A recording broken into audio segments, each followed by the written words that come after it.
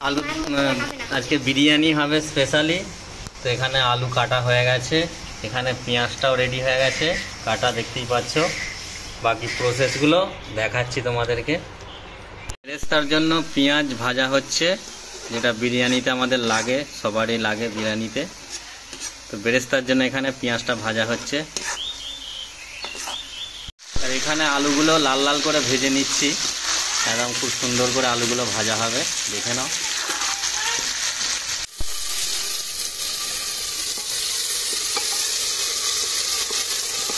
মাংসটা কষা হবে, যার কারণে প্রথমে পেঁয়াজটা দিয়ে দিলাম, হালকা ব্রাউন কালার এসে যাবে, তারপর মাংসটা দেওয়া হবে। আদা রসুন পেস্ট দেওয়া হচ্ছে, তাই তো। এবার হ্যাঁ, পেঁয়াজটা এখন কালার এসে গেছে লাল।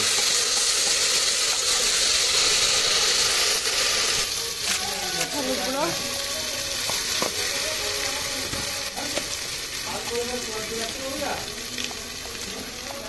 লঙ্কা গুঁড়ো, এই যে বিটটা,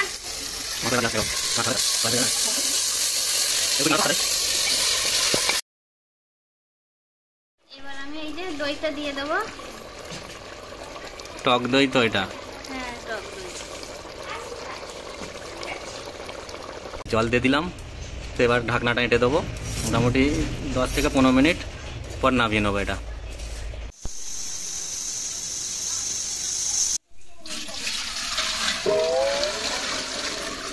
এই পানিটা এখন হোক।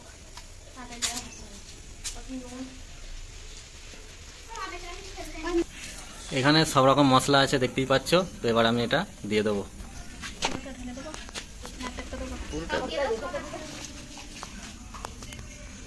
নুন দিতে হবে, তো স্বাদ মতো নুন দিতে হবে। তা আর একটু, যে যেরকম নুন পছন্দ করে সেরকম দেবে, আর একটু দিয়ে দে, ব্যাস। এবার এটা জলটা ফুটলে এতে চাল, ভিজানো চালটা দিয়ে দেওয়া হবে। গরম হয়ে গেছে জল। হ্যাঁ গরম।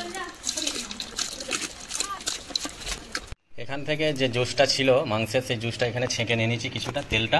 তো এর ওপর এবার বিরিয়ানির যে পাউডার মশলাটা বানিয়েছিলাম সেটা দিয়ে দিচ্ছি, দেখে নাও। অল্প একটু দাও, বেশি নয়। হ্যাঁ ঠিক আছে। মিঠা আতর, মিঠা আতরটা একটু দিয়ে দিলাম, মোগলাই মিঠা আতর, এই যে যে যেরকম পারে ইউজ করতে পারে। কেওড়া ওয়াটার, কেওড়াটা অল্প একদম দেবে, অল্প, ব্যাস ব্যাস ব্যাস ব্যাস ব্যাস।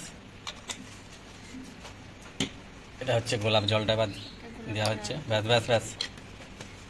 এটাকে মিক্স করা হচ্ছে এবার। এটাকে একটু মিক্স করে নিলাম ভালো ধারে। ঢেলে দাও, ঢেলে দাও। এখানে মাংসের ঝোলটা দিয়ে দিলাম। আলু নিয়ে এসো। এরম প্রসেসে বানালে একদম দেশের যে কলকাতা বিরিয়ানি স্টাইলে এটা হচ্ছে। আলুটা একটু সরিয়ে দাও। একদম কলকাতা স্টাইলে এই বিরিয়ানিটা আমরা বানাচ্ছি, দেখে নাও।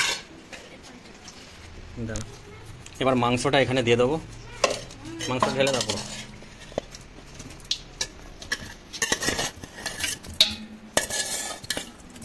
চাড়িয়ে দাও।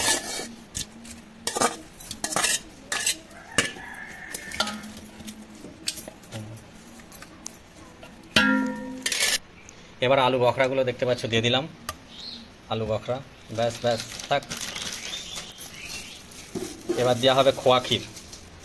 এটা গুঁড়ো হয়ে যাবে, হাতে নিয়ে ভেঙে নাও, গুঁড়ো হয়ে যাবে তো। হ্যাঁ, এই হচ্ছে খোয়া ক্ষীরটা এবার দিয়ে দিলাম। ঝরে যাবে পুরো, ঝুরঝুরে আছে, ভেঙে যাবে, অসুবিধা নেই। চারিদিকটা পুরো মেনশন করো একদম। ওটা পুরোটা ভাঙো, পুরোটা ভাঙো, গুঁড়ো করে দাও। বেশি ডালা না থাকে, ও একটা টুকরোটা ওটা করে দাও। এবার এই যে সেই মিক্স করে রেখেছিলাম যে মাংসের ঝোলটা, সেটা এবার এখানে দিয়ে দিচ্ছি। এখানে সব রকম মশলা আছে। মধ্যে এবার উপরে একটু বেরেস্তা দিয়ে দিচ্ছি, যেটা ভেজে রেখেছিলাম প্রথমেই, একটু দিয়ে দিলাম উপরে, ছড়িয়ে দিলাম হালকা করে। এখানে এই যে রাইসটা দেখতে পাচ্ছ প্রায় হয়েই গেছে, একদম 80% তো হয়ে গেছে। এ দেখে নাও, ঝুরঝুরে হয়ে গেছে। এবার এটাকে আমরা নামিয়ে নেবো।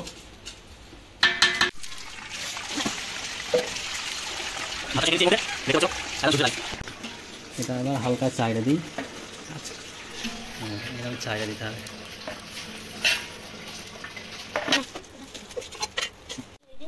বিরিয়ানি মশলাটা আবার একবার দিয়ে দিচ্ছি এখানে ভাতে।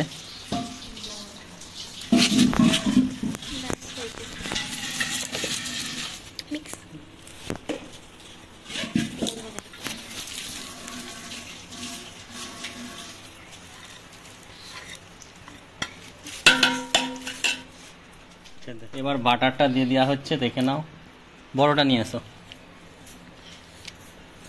বাটারটা দিয়ে দিলাম।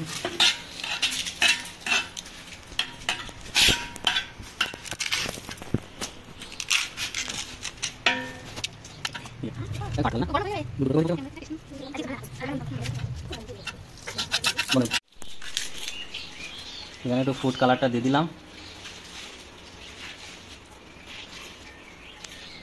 ব্যাস, আরেকটু দিয়ে দিই।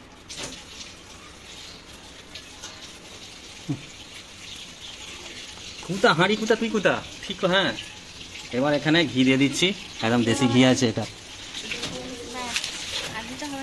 আর এখানে মোটামুটি সব রেডি হয়ে গেল। আর এখানে দমে বসিয়ে দিচ্ছি, দেখে নাও কতক্ষণ হবে তাও বলে দিচ্ছি। এটা প্রায় আধ ঘন্টা মতো এখানে দমে বসানো থাকবে, তারপর নামিয়ে নেবো। মোটামুটি পুরো কমপ্লিট হয়ে যাবে বিরিয়ানিটা।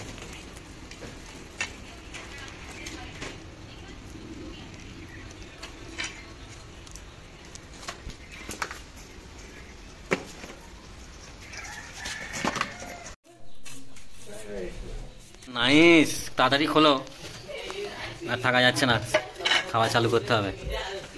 কলকাতা বিরিয়ানি এটা, দেখে নাও। এক পাশ থেকে তুলবে।